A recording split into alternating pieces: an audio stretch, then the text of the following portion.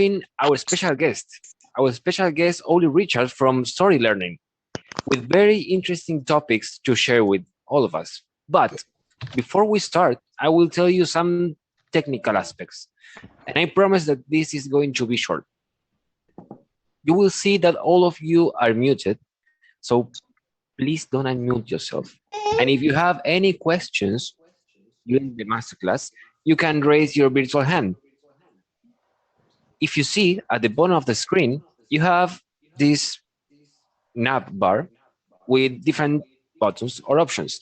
And you will see one that is called reactions. If you click on it, you have an option called raise hand. And if you click that raise hand, yeah, like that, Deidre, great. Awesome, perfect, thank you. All right, if you have any questions for Olly, you can just raise your hand and we will pick you. We'll choose you to make any questions. All right, great. So, being that said, enjoy your masterclass, and I want to introduce Richard. I also wanted to jump in and say hi to Olly.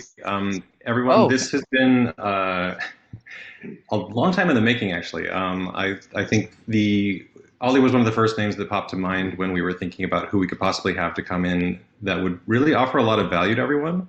And when we've had the Q&A sessions at the end of these boot camps, there's often been questions about like, hey, Gabe, like how do we use reading? Like, I want to read things better. Like, are there ways where reading kind of fits into a long-term approach for language learning? And I've had thoughts on that, but like Olly is the master of that thing consistently. And the idea of actually like having a real expert in learning how to reading to have you learn faster has just been really, really exciting for us for a long time. So yeah, Olly, I'd love for you to take it away. I'm just psyched about what's going to come for the next hour. Brilliant. Well, thanks very much, Gabe, and thank you very much for Lucas for the intro. And it's a pleasure to be here. It's always, I mean, I can just talk about languages all day long. So anyone who will listen, I'm happy to have. Just a technical note, I'm getting a lot of audio notifications here on my side. I think there is still a fair amount of noise coming through. I'm not sure if it's possible to mute to kind of auto mute the room. Yes, I think auto mute was not on by accident. So I think everyone who can, please mute yourselves. And Lucas and Caro, can you please, to the extent that the hosting ability lets you do it, can you just mute everyone as we go, except for Olly? Brilliant. Yeah. Okay, cool. So let me share my screen. I'm also getting a lot of notifications for people who are joining the room and coming into the waiting room. I'm not sure. Do you guys know if there's a way to turn that off? I haven't had this happen before. I think it's because you're a co-host, so you're going to see a lot of those notifications. Lucas and Connor are taking care of all those, but it's going to keep throwing them in your face, unfortunately. Right. Okay. So yeah, maybe if you take me off host, Lucas, if that's possible, and then just allow me to share screen. I'm not sure if you can do both of those things at once, but let's find out. I already did it, Olly, so no worries. I already stopped the sound. Okay, brilliant, cool. Thank you so. Can everyone see my screen and hear me? Is that all working so far?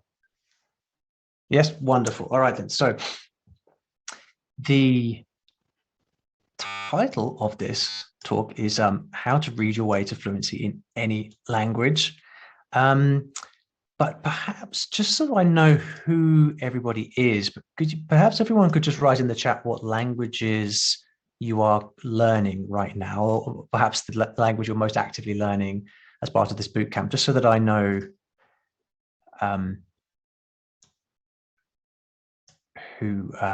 what everybody's up to. Spanish and French, Espanol. Okay, looks like a Spanish and French mix right now. Well, great. Well, French was the first language I ever learned when I was 19, and Spanish was number 3, I think. So that's great. All right then. So this talk I'm going to give today is aimed quite specifically at a certain level. Reading is something that you can use for language learning at any stage, from day one all the way through to complete fluency. It's more difficult on day one because you don't know so much yet. But then as you get to a higher level in the language, reading becomes more and more important, because ultimately, as native speakers, what we do is read. And so reading can be useful at any point, but I'm talking mainly here. This is going to be most useful for those of you who are at a high beginner, low intermediate level. So it's kind of A2, B1 type level. So you've been learning the language for a while. You might be feeling a little bit stuck, wondering how to break through to the next level, perhaps. This is where this is going to be best pitched at. Guys, I'm so sorry, but I'm still getting some audio through from someone who may not be muted. I'm not sure if it's possible to fix that, but thank you very much. And what we're going to cover is three things here. First of all, it's going to be why reading can act as a pathway to fluency, and I'm going to show you the exact process that I suggest for implementing that.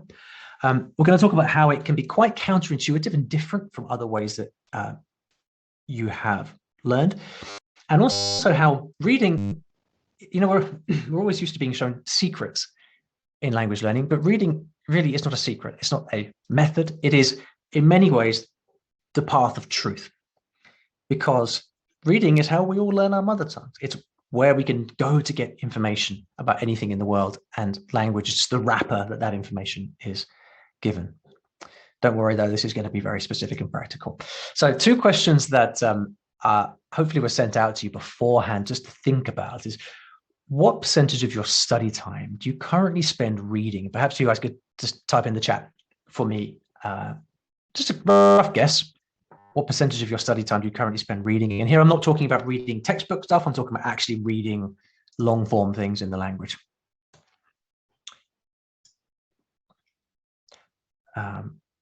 Good. I appreciate the honest answers, everyone. It's somewhere between 0 and 10%, which is totally normal, by the way. That's great. Okay, so we can say, on the whole, less than 10%. And the second question was, how did you become educated in your native language? And I think this should be understood by now. Obviously, we have family and our community who we speak to, but generally those of us with a good level of education, we have been reading since we were very young and all the way through the school system. If you encounter someone in your life who has never read, it's evident quite quickly. So reading really is the foundation of how we became educated in our mother tongue. So for those of you who don't know who I am, before we get any further, my name is Olly. I have been doing the language thing for probably about the same time, more or less, as Gabe, actually. I think we've probably been at this for a similar amount of time. I've been featured in media all around the place, published over 20 books on language learning, short stories in different languages. We've got another, we're about to release Irish and Japanese in the next couple of months, and we've got another 10 in the works. So that's really exciting. I've worked with many different universities and institutions, and recently I've been enjoying making YouTube videos. So if you fancy watching videos about languages, you can search for Olly Richards on YouTube, and I try to make language learning kind of entertaining as best I can. But this whole story thing began one night many years ago. I believe it was 2003, and I was traveling through Argentina. Raise your hand if you've ever been to Argentina, by the way. It's such a fantastic country. A few hands being raised there. It's really the most amazing country. Everywhere you go in Argentina, every region is like a different facet of our planet. It's really incredible. And I was traveling through the northwest of Argentina with a couple of friends. I didn't speak very good Spanish at the time. And I went to a place called Irusha, which is right here up on the border of Argentina and Bolivia, very high up in the mountains.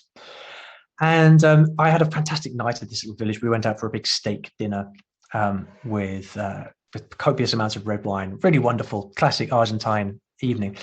And then I went to bed that night. and woke up in the middle of the night, about 3 o'clock in the morning, and I couldn't breathe. Pretty scary. I jumped out of bed, ran out onto the balcony, and just moved around to try and get some oxygen flowing into my blood. And I couldn't do it. I was standing out there for 2 or 3 minutes, and I remember looking out on this very kind of haunting mountainscape, looking over the village, not being able to breathe. And I really thought then and there, this is it. Unless the breath comes back right now, I'm finished. Luckily, it did come back. I don't know why, but I managed to start breathing again. But I was so scared and shocked from that experience that I couldn't go back to sleep. Now, bear in mind, this was in the days before iPhones, and there was no Wi-Fi up there in the mountains. And so I had nothing to do. And so I reached for a book, which I randomly bought a few days earlier. It was a book in Spanish by Garcia Marquez called Crónica de una muerte anunciada. Not the easiest book in Spanish, but a really great book. And I started reading it. It was far too hard for me, but I could just about follow along some of the main concepts. Normally, I wouldn't have read it, but I was in such a state of shock. I was too scared to go back to bed. So I just stayed there and I just kept pressing through the book. I must have read a quarter of the book that night, stayed up for about 2 hours. Eventually, I went back to bed. And then the next morning, I remember waking up thankful to be alive, walking through the streets of this amazing little village up in the mountains. And I found all these words in Spanish randomly popping into my head. And I thought to myself, well, this is strange. Normally, with the way I've been learning before, I find it very difficult to memorize vocabulary. I have to sort of sit and think for ages to remember words, and they still don't stick. And yet, I'm finding all of these words are somehow sticking in my mind. And then I realized it's because of the book that I was reading the night before. And I thought, well, this is great. I've got to do more of this. So we kept traveling for the next couple of weeks, and I finished reading the book. And then I think I went on to another book. I forget what that was. And then later on, I went back to Buenos Aires where my friends were staying. And suddenly, I had a totally different experience of speaking Spanish. I could understand what people were saying to me all of a sudden. I could speak in much longer sentences. I had the vocabulary I needed. I seemed to have the grammar on the tip of my tongue that I needed to actually form thoughts and express myself in the language. Now, granted, at that time, I was at just the right time to start reading, which is why it was effective for me. But it went to show that despite a couple of years of studying in a more traditional way before that, in only a couple of weeks of actually spending time immersed in the language with a book, it totally transformed my Spanish. And so from that moment on, with all the languages that I went on to learn, I've learned 8 languages in total, I've always sought to use reading as the basis of, as kind of the engine of improving, because I saw just how much that helped me. So that is how stories became a real central part of my consciousness when it comes to language learning. So why does reading work? Well, traditional language learning, I like to think, is a little bit like this. It's like you're given all these jigsaw pieces, which you could think of as grammar rules, and you're asked to kind of take all of these pieces one by one and somehow fit them together, and then hopefully, eventually, you end up with the complete picture. It's a little bit like trying to learn to play the guitar without ever having actually listened to music. You can learn the technique, you could learn how to read music, the notes on the stave, but if you've never actually listened to music, you don't have a clear vision or a clear idea of what it's actually supposed to sound like. So you're really kind of in the dark. What reading does is the opposite approach to this. Reading, I like to think of it as giving you the outside of the jigsaw, the straight edges, and you start with that. So you know what the boundaries of the language are, and then you're just filling in the pictures gradually. Reading gives you access to the entire universe of the language in front of you, which means you're never missing anything. There's never anything else to be learned. Everything is right there. And so what you need to do then is just go through the process of decoding what you're being exposed to. And once you do that, then you've got access to the whole language. Right? So this is the reason, though, reading is really has the opportunity to be something very powerful for people because it's so different to what they're used to. So when we think about this, what percentage of your time do you currently spend reading? For most people, it is about there. So I prepared this slide in advance, which is about 5%. And sure enough, the most common answer here was 5%. So that just goes to show that's most people, right? So most people don't spend any time reading, even though that's how we got so much of our ability in our native languages. And then when you think about how you become educated in your native language, well, it's you sit down, and if you're lucky enough to have parents that read you stories when you're at bedtime, when you're a baby, from the word go, you're being exposed to stories. Stories are how we've communicated for tens of thousands of years. The psychologist Jerome Bruner said that a fact contained within a story is 22 times more memorable than a fact presented by itself, which makes you think. If you're trying to learn words in French or Spanish from a list, just imagine how much you're missing out on by not seeing those words within a story. Okay, but again, this is normal. The Guardian did a study a while ago showing that 8 out of 10 language students can do no more than understand basic phrases after years of study. And I think we look around and we see that people that we know who have studied languages at school, and it's just, if you just use the basic acid test, most people learn languages and can't do anything with it. That's just the reality. And so it surprises me that more people don't question the more traditional methods of learning languages. They work great for really motivated people, but it leaves a lot of people behind. Okay, so my basic premise here is that we want to take the time that we spend reading from this to this. That's our basic aim. You don't even have to spend most of your time reading, but if all you do is go from here to here, then you're giving yourself a huge gift and the opportunity to learn so much more naturally. But you've tried reading before. I'm sure all of us have at least picked up a book in a language and you've tried reading it before. And what happens? Well, it's this classic image. If you pick up a novel, you open to the first page, and 2 hours later, you're still only halfway down the first page with your head buried in a dictionary trying to figure out what all these new words mean. Happened to everybody. I remember when I was living in Paris, I bought a book from one of those booksellers on the banks of the Seine, and I went into a little coffee shop, and after 2 hours, I was still only on the second page. I had to keep ordering coffees just to try to so they wouldn't kick me out. And that's what happens to everybody. It's a question of what we're used to. When you learn languages in a classroom, which we all did at school, you're used to being given grammar rules, little exercises, nuggets of information. Grammar McNuggets, as Scott Thornberry calls them. That's what we're used to. And so when you're given a story and asked to read a story, we rail against it because we're like, hang on a minute, this is not controlled. There's too much unknown here. There's too much here which we just we don't know how to handle it and how to process it. So it's the contrast of learning discrete bits of carefully curated information in a classroom versus just being out on the ocean by yourself with the whole book. That's why it feels strange. And so what my job is, how I think of my job, is to say, right, we know if you accept that reading it can be incredibly powerful, then it's my job to show you how you can do it in such a way that it becomes normal, accessible, and you can actually learn from it. Okay, does that sound reasonable as an aim?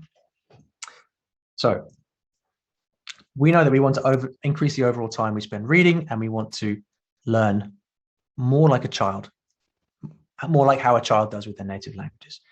To a certain extent, we have to unlearn classroom learning, not because classroom learning is necessarily bad, but it's the influence is disproportionate. There's too much of what we know. And then we ultimately want to learn to read for pleasure, because when we can read for pleasure, we don't need lessons anymore. We don't need motivation anymore. We just read because that's what we love. And then the language is yours for the taking. So step one is to choose material at your level. I'm going to be using my books as examples here just because it's the most familiar for me. So apologies for that if it seems a bit imprudent, but just it's what I do. So the most important thing when you start reading is to choose material at your level. It sounds so simple, and yet this is what everybody gets wrong, and everything else falls apart if you get this bit wrong. You remember when I was on top of the mountain in Argentina, and I picked up that book? It was the right book at the right level at the right time for me. It was just a little bit beyond my current level, which meant I could follow the plot just enough to be able to enjoy the book. If it was incomprehensible, I couldn't have got past the first few pages, but it was just comprehensible enough for me to be able to enjoy it. So step one is to choose material at your level. I write books like for that specific reason, because it can be quite hard to find material at your level, but you don't have to use my books. There are huge numbers of graded readers on the market.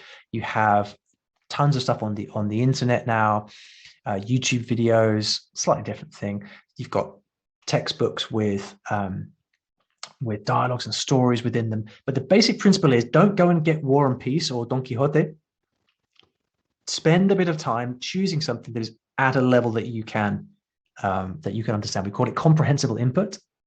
I'm sure you've heard this term before. And the idea is that it's at your level plus just a little bit. And that little bit on top is what represents struggle, because we need struggle in language learning. Struggle is what pushes us to improve. So you need material at your level. People always ask what at your level means. In general, I would say you want to be reading stuff where you understand at least 80% of the words, if not 90, 95%. That's the correct level to be reading at if you can. Because if you think about it, if there are only 5 or 10% of words in what you're reading that you can't understand, then there's enough context around those words for you to be able to learn them naturally, right? So if 90% of what you're reading is understood to you, that is enough for you to be able to figure out the remaining 5 or 10%. Okay, so we want to be reading, if possible, at a level where we already understand, 85, 90% plus of what we read. Okay, don't underestimate the importance of this step. Choose material at your level. Next is to read for completion. Now, what do most people do? They get a book, they open the front cover, they start reading page 1, and the first word that they see that they don't know, what do? Dictionary, Google Translate. As humans, we don't like uncertainty. We like certainty. We like to know what things mean. So it can be very difficult to see a word that you don't know and not look it up. But it's essential that we develop the ability to do that, because if you just look up every word all the time, guess what happens? You never get to the end of anything, and that's not reading. What we want to encourage is the behavior of reading. That means reading stuff to follow the plot, to follow the narrative, to read for enjoyment. Okay, that's what we want to do. So when you have chosen the material at your level, which was step 1, step 2 is to read for completion. And so specifically, what that means is read the first chapter all the way through. Don't look up anything, nothing, no dictionary allowed, phone away. Just read from the first word to the last word of the chapter. Read all the way through. All right? Your only aim is to reach the end of the chapter. So don't stop to look up words. Don't worry if there are things you don't understand. That's normal. Your main goal here, try to enjoy the story and follow the plot. Okay. And in more technical terms, this is called reading for gist. And really smart readers, people who know how to read, are happy being able to understand the gist only, because they understand that the big goal here is not to learn a few words in the chapter, but it's to actually develop a reading habit and read for hours every week, because that's where you start to learn automatically. Okay. So you read for completion, you read the chapter all the way through. Now, what do you do at this point? You've read the chapter all the way through. Might look like this.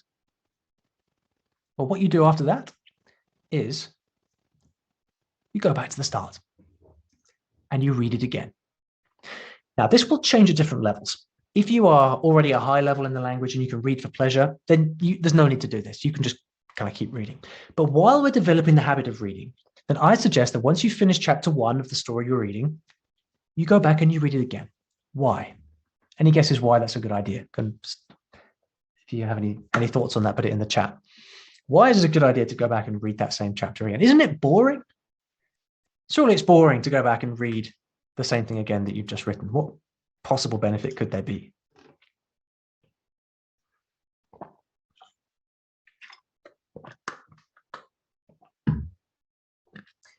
Yes, you'll understand it better. You'll understand more reinforcement. Keith, I've noted your question. We'll come to that later. It's a great question.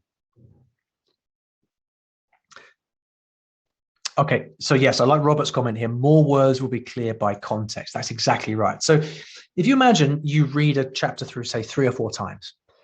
First time through, you might not understand much at all. Second time through, you get you get to follow the main, the main gist, the main things in the main points of the plot.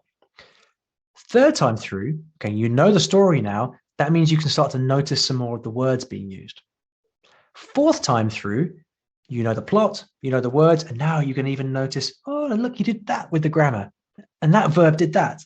And that they were talking about the past here, but they used a different form of the past.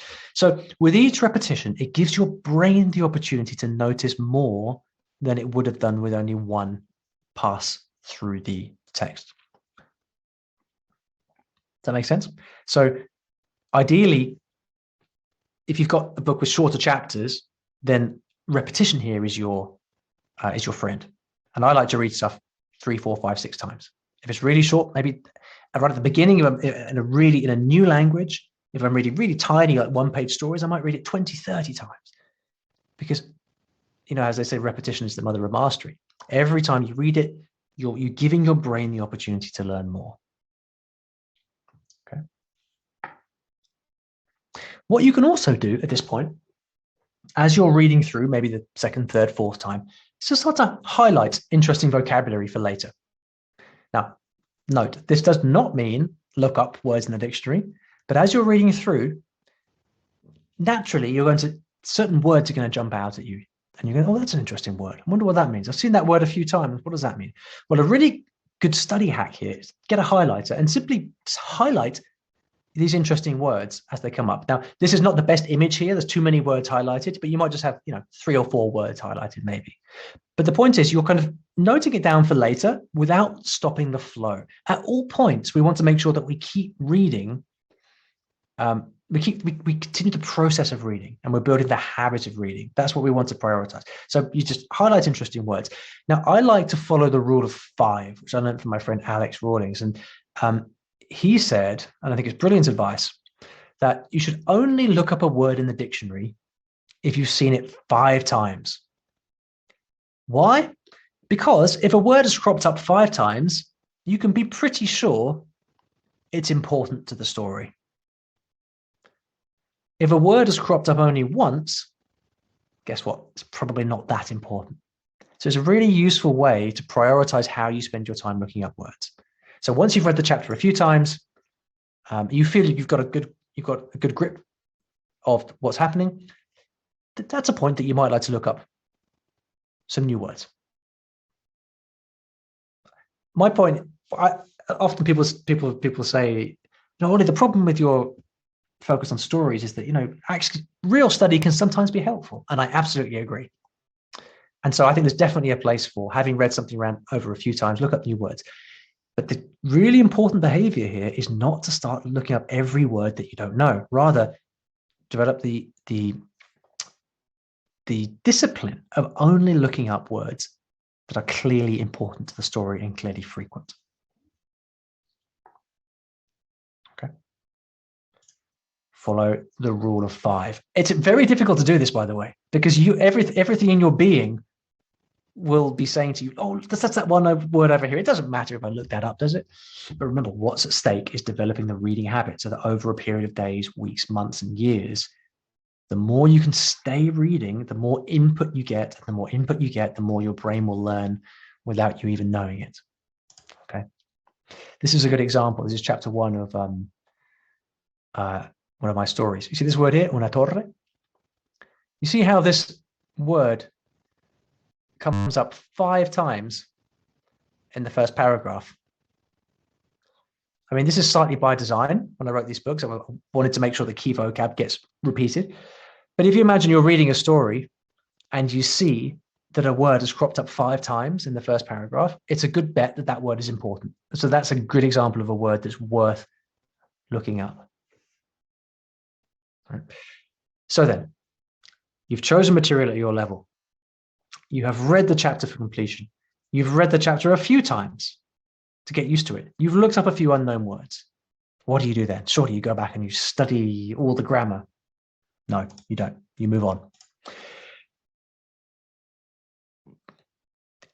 There's no rule for how many times you should read a chapter. It's impossible to say. What you really want to do is develop a feel yourself for what feels good for you, how you get the most out of the material.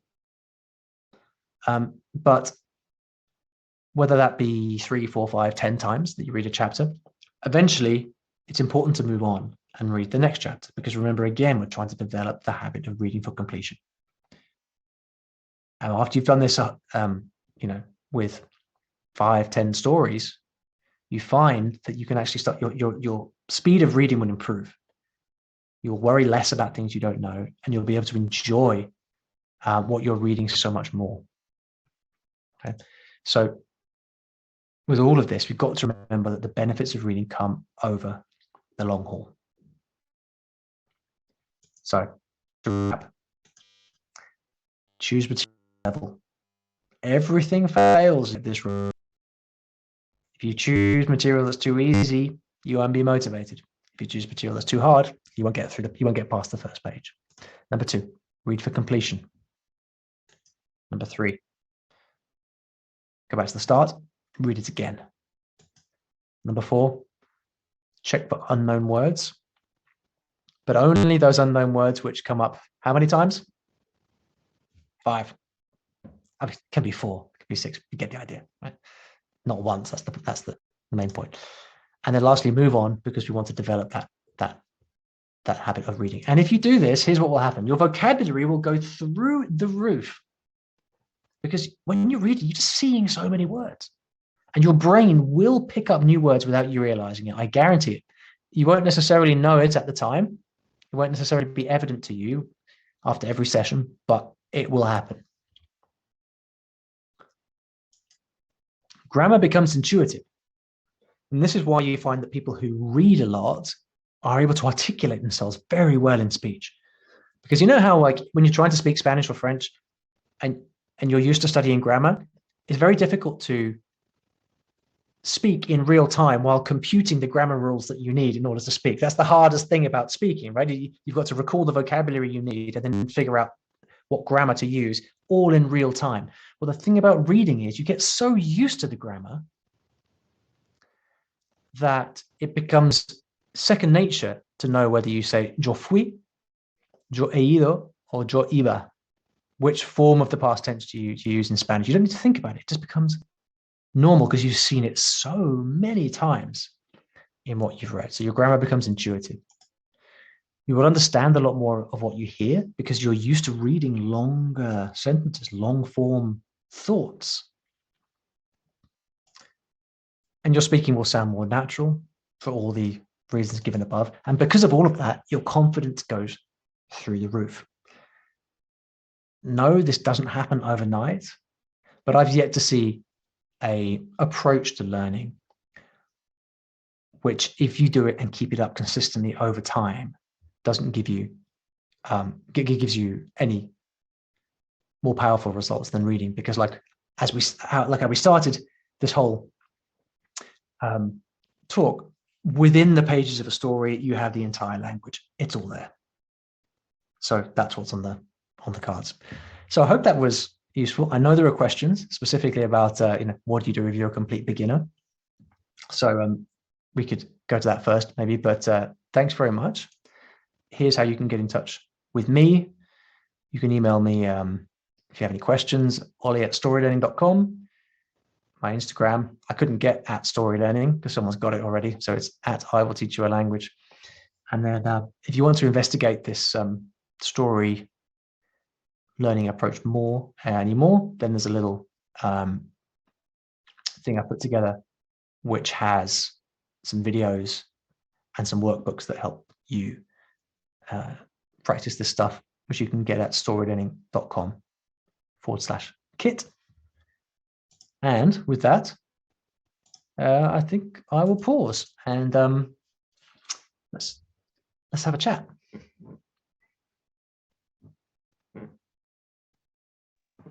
Thank you very much, Olly. So I think that we have some questions in the chat, right? Would you like to start from there, from one of the questions that we have in the chat? For example, Absolutely. I think Keith had a question. Keith? Would you like me to read the questions out from the chat, or would you like to bring people onto the... Yeah, I was hoping Keith to unmute herself. Can you unmute yourself, Keith?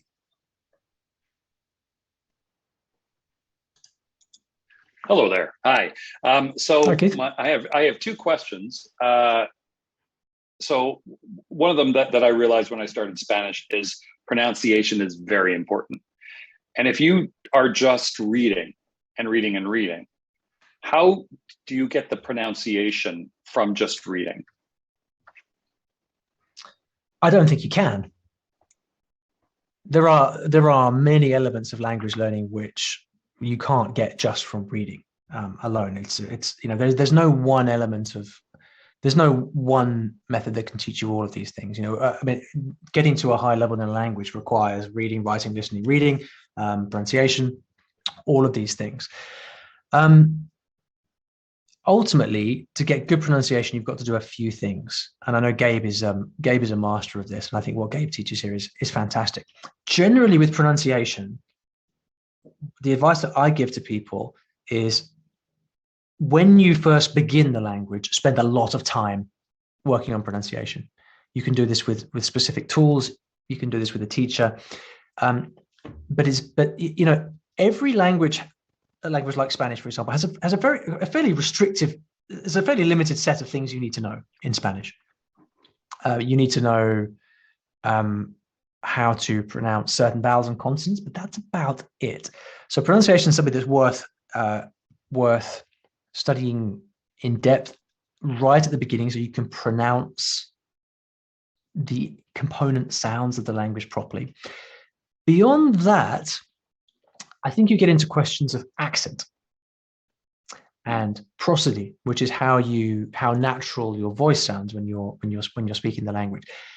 That comes from time spent with the language, and that can be, so for example, something I didn't get into here, but is a key part of the method that I teach, is not just reading, but reading and listening along at the same time. So I would always recommend that when you get books, that you also get the audiobook, and then you can read and listen at the same time, because when you listen to the language, that helps you to process the words you see on the page, but it also helps you get the accent. So with pronunciation, you can only ever produce what you can first hear. So for example, in order to be able to, let's think of a simple example. With Spanish, take the jota, for example. You need to be able to hear what that sounds like before you can say it yourself. So step one is being able to understand, hear, perceive those sounds, which you can do from a teacher. You can do from listening to audiobooks, watching TV. Once you perceive the sounds, then you can produce them over time. And that's a combination of, listening to audiobooks and then interacting with people as well. So for example, I'm not claiming that by reading you can speak fluently. You have to speak a lot in order to actually speak fluently. There's no getting away from practicing speaking. You need many, many hours of practicing speaking. But all these things are required ultimately to get to a higher level. How far does that answer your question, Keith? That helps. Now, the other question I had is, how can you possibly understand 80 to 90% of the book you're reading if you're starting out in a new language? Yes. So this all depends on the material that you're using, right? So you remember at the beginning, step one, rule number one of what I was talking about was to only ever read material that is at your level. And there's a practical problem which you're highlighting, which is that on day one, you don't know anything in the language. So how can you possibly read? And the answer is you have to start with very simple beginner material. So you can find this in textbooks. Textbooks have simple dialogues in them. You have a lot of people, such as myself at Story Learning and lots of other places now. I don't know if Fluent Forever is doing this, but where you have really short little mini stories that people make, which are designed for complete beginners. And on day one, with a language like Spanish, you can actually understand quite a lot of a dialogue because you have a lot of cognates between the language. So a simple story can just be someone saying hello to the other person. And you can understand quite a lot of that if it's written for complete beginners. But essentially the answer is at the very beginning for the first few weeks, it's boring. You're reading very simple short stories, little dialogues. And then it's a linear progression from that. So you want to be always finding, like you start to read stories a little bit longer or dialogues are a little bit longer. And then you work your way up from there. So it's the principle, which is the main thing. And then at the zero beginner level, you've got that practical issue of finding the material that you need to do it. But that doesn't change the kind of the principle of the principle, which specifically is that you learn through input, and getting that input is the thing that is the challenge that you need to focus on. Okay, thank you. Pleasure. Thank you very much, Keith. Gabe, you have that question, right? You have your. I do a follow-up actually on Keith's thing. I guess this is sort of I feel like I know what the answer to this to some extent will be, because it feels similar. Just where do you find resources when you're trying to sort of map out, like, hey, I'm a beginner. This is actually too easy for me. Where do I go? I know with the pronunciation trainer stuff, it was like, man, I don't like the resources, so I went and built them, which is kind of what I think you've been doing with Story Learning. Yeah, exactly. That. So, but beyond, like, before Story Learning came out, for instance, like, where were you sending people? Like, what resources are there out there that are somewhat decent? And also, I guess, like on the podcast front, since there seems to be, or not a podcast, on the audiobook along with reading front, since that seems to be kind of a theme. Have you found anything that's kind of handy for, like, oh, this is actually available, I'm going to go get that? Yeah, so I can give you an example. So a few years ago, I did an experiment, and Gabe, I think we spoke about this just before I did it, where I went off and I learned Italian, and I gave myself 90 days to learn Italian, and I recorded the whole thing and put it on my YouTube channel, which you can go and follow along if you're interested. And I kind of documented everything that I did from zero. I mean, I did already speak Spanish, which was an advantage, admittedly, but so. I'll tell you the exact resources I used at the beginning. So in my first week, I got an Italian textbook from my local library that had dialogues, and I listened to those dialogues over and over and over again and followed along in the textbook. I had to look up a few words, but these dialogues and textbooks come with English translations normally, don't they? So if you read a very simple dialogue and a translation, that gives you enough to start to listen to it. I ignored all of the exercises. I didn't do any of the exercises, any of the activities, grammar, nothing. Didn't do any of that stuff. Just spent all of my time with like 2 or 3 textbooks that came with lots of dialogues over and over and over and over again. And then what did I do? Then I think I went to a beginner podcast, a beginner Italian podcast that I found that came with transcripts, and I did the same thing. So I'm just looking for very, very simple resources. After that, I actually went to my own book of short stories in Italian, which I know is weird, but I didn't write the Italian of that book. A translator did it.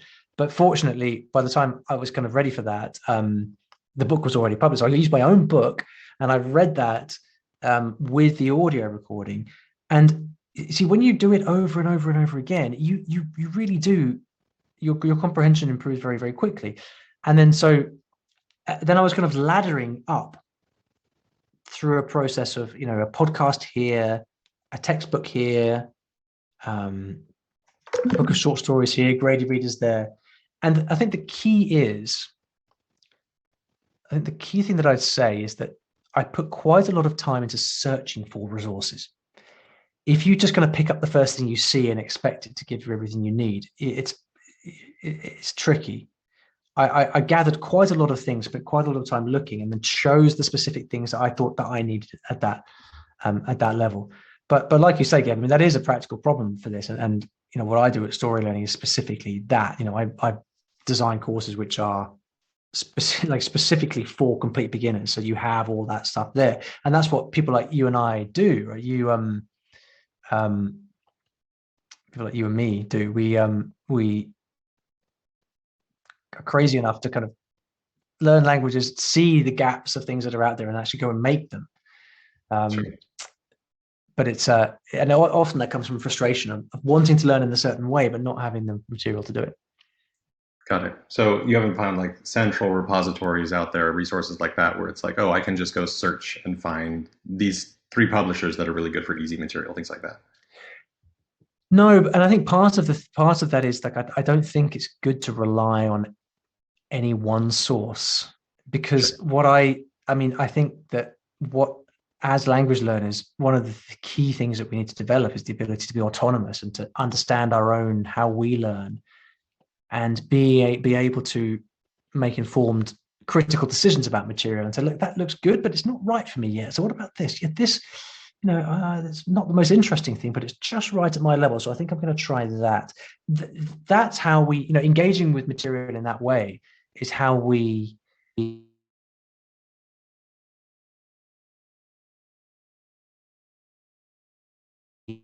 Oh, I think the audio went out for your last sentence. Yeah. Olly, I think your headphones are not working.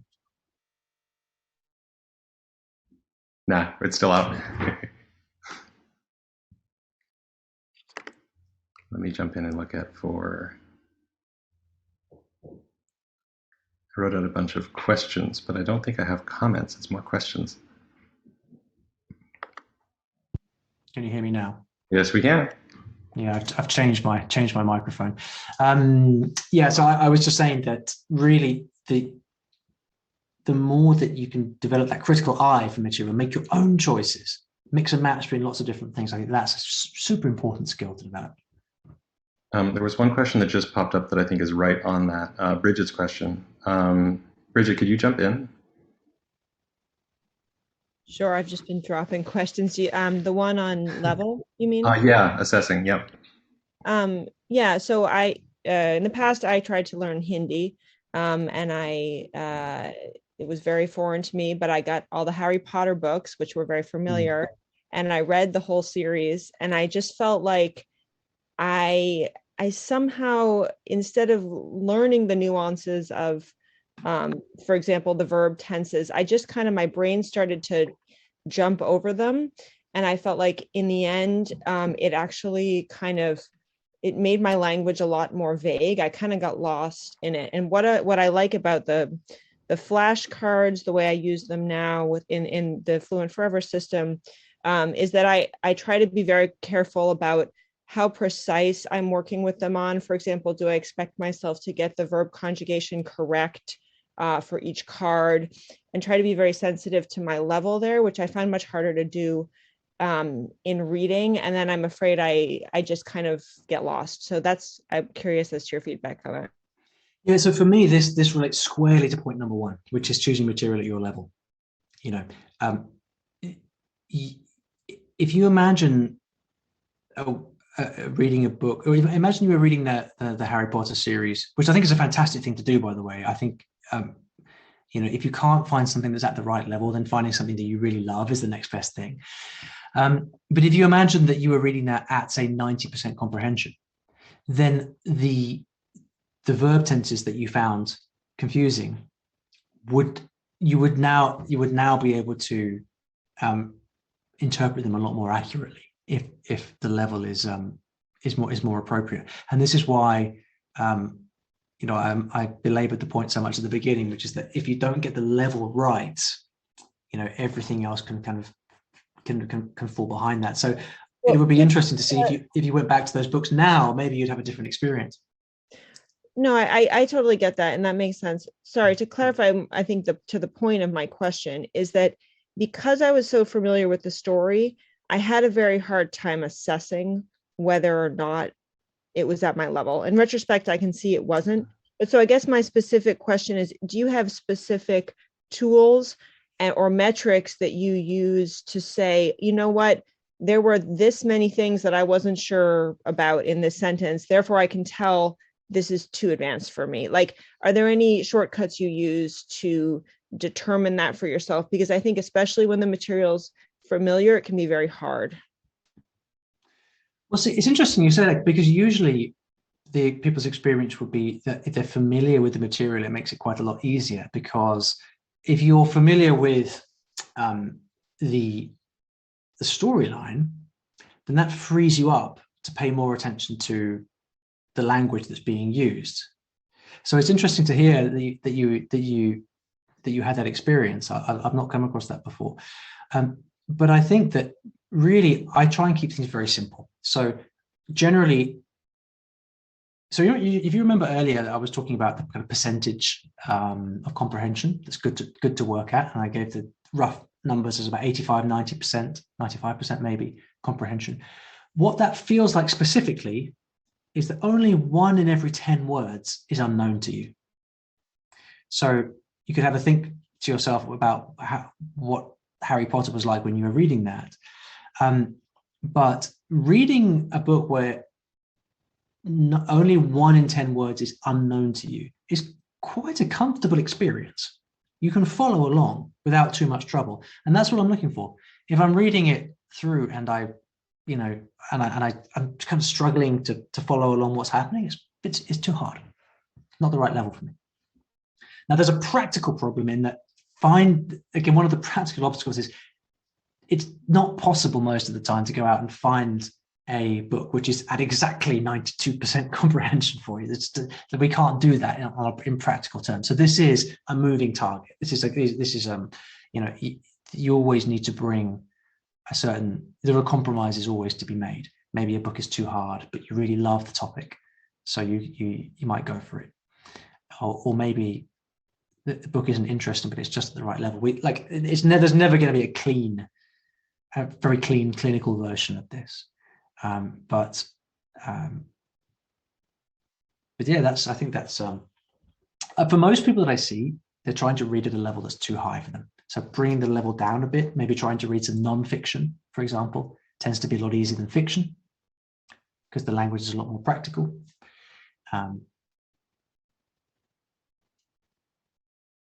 So yeah, hope that helps. Thanks, Olly. I'm actually curious about Kate's question more generally about like the difference between the written language and the spoken language. Before we get to that though, could you knock off the screen sharing? I'd love to get bigger faces. Yes, of course. How do I do that? And Kate R., could you jump in with yours? Sure, thank you. Hi, Olly. I just was curious because I know in French, and I haven't tried reading really anything in Spanish yet, but I was looking and I just noticed that the past tense that's written is often never used in spoken French. So I was curious when you said about learning like the differences in the past tense, which is often where I get most confused anyway. I was like, we would have gone if this had happened, and I'm quite confused. So I was curious how you navigate that, or how you recommend. Are there texts that are written differently? I don't know. There are, for sure. So in French, the specific problem is between the passé composé, which is used in spoken language, and the passé simple, which is used in the written form, right? And you have the same problem in Italian as well. Generally, what happens if you approach it depends what question you ask, right? So the question is, how can I master the passé composé as quickly as possible? And you use reading as a way to solve that particular problem. It's going to feel rather unsatisfying because reading is not targeted in that way. But rather, if you take the approach of, well, I'm just going to read, and I'll sort of learn whatever I learn from it. Then what happens is your overall level just rises so much that individual questions about verb tenses, they just solve themselves over time. So for example, a lot of people find it difficult to understand the passé simple in French because they're very strange forms compared to regular French. But if you imagine that you just do that, take the approach of what we mentioned earlier, raising the amount of time you spend reading from 5% to 50%, and you just spend more time doing it, very quickly you learn to identify those forms of the verb, and they stop bothering you quite quickly. I guess I would say I have the opposite. Like when I'm reading, because I have the whole context, I can figure out like, oh, that's passé simple. I don't even, like, my brain just kind of skips over it. I was like, I don't even need to know that because I know it's not in the spoken language. But then what I found is that reading a lot doesn't help me. So maybe that's where I would focus on study, because it doesn't help me come up with the past tense that I would use when I'm speaking, right? Like, because I'm not even bothering trying to learn the passé simple in French. Yeah, what do I say here? Sure, and you don't always have that direct correlation, right? So it may be that at different stages, language always develops at different points. You might have heard of the natural order hypothesis. We learn things. You can't dictate the time at which you learn things. You will learn things naturally according to when you're ready to learn that particular grammar point. And it may be that you go for a period of time not knowing how to use the passé composé with certain verbs. It all kind of depends whether you believe that to be a problem or not. My view generally is that things never matter as much as we think they do, and so in general, if you're willing to not worry about it, it sounds very flippant, but I'm trying to prove the point by giving a kind of extreme example. But if you manage to not, if you remove the concern over mastering that verb form from the equation, and then you just focus on reading, what happens is your overall level will just rise so much that you'll find that you'll understand more in general, and then over time, without realizing it, you'll just get used to the different forms of the passé composé from, say, watching movies or listening to podcasts and things. But it's what reading gives you is this overall rise in your understanding of the language. So that's the kind of the sort of annoyingly vague answer. But in practical terms, only to riff on that, it's you're pointing to like a really important point, which is like if the overall framework that you're living in is at a higher level, it allows you to build more attachments in terms of, from a memory standpoint, to all the new pieces that you're trying to pick up at the passé composé. So, I mean, you're onto something that's, I think, really, really important, is that the better that framework gets, the more quickly you can add things to that framework. And if you're finding that reading is a really, really quick path towards building that framework out in a kind of holistic way, even though, yes, there's holes in it because it's spoken, it's still going to help with the spoken stuff because the rest of the framework is so strong. It's a cool point. I had not considered that before. Yeah, and also because spoken language is really a tiny subset of the overall language. If you think about it, we only, it's like in our own English vocabulary, we actively use, what is it, like 7% of what we can understand. But in practical terms, if I were in that situation, I totally understand the frustration around not knowing that grammar point. So there's nothing wrong with being on a diet of reading plus grammar drills. You can do that. There's no part of me that's saying that it's wrong to do any kind of deliberate study. That's totally fine. It's just that, I guess, what I try to, the point of me giving presentations like this is just to kind of tip the scales in the opposite direction a little bit. But I'm not a purist at all, and I think it's totally fine to complement it. There are things, I don't know if I've got an example here, but again, I don't like to be too self-promotional, but there are books that you can get that are written by people like me and many others, which are books of their stories, but written dialogue format. So it's all spoken French. So there's stuff out there if you go looking. I mean, just spend an hour or so on Amazon, you'll find all kinds of things which can help you combine this approach of reading with the specific application that you're looking for. Thank you, Olly. Thank you, Kate. Awesome question. I realize we're up at time. There's a question that I'd love to grab a 30-second thing on at the whatever as after we close, but I want to respect everyone who has sort of hard stops. Thank you, Olly. Like, this is really awesome. It's like just beautiful to have someone who has as much experience as you do, and who actually like pushes the reading thing, which is so uncommon to push, honestly. It's why you see this kind of 5%, 10% thing, is because like people aren't fighting for it.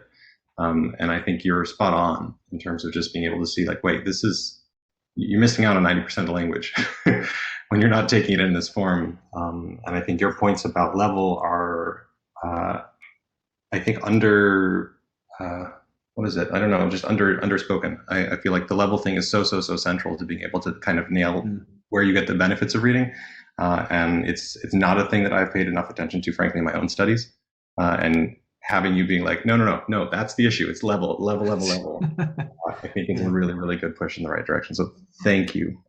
If there is, my pleasure. If you have not a hard stop, I'm curious, just for the folks who still can remain, a 30-second idea of like, everyone here has access to coaches and tutors on an ongoing basis. Do you have thoughts about ways of kind of bridging that gap? Do you have ways of where you're like, oh, when I read, I like to take it to this coach and like chat about it or things? Or do you feel like they're kind of more? Here's something very specific you can do. And this is something I did with my Italian when I was learning Italian a few years back. Take a story that you're reading and then take it into your lesson and talk about it with your coach. Describe the book. Describe the story. What happened? Who are the characters? This is great because you are recycling what you're reading in spoken form. So you spend a week reading a book, and then you go into your lesson and you say, let me tell you about this book I've been reading. And then you're recycling the language, which helps you to memorize it more, practice the grammar.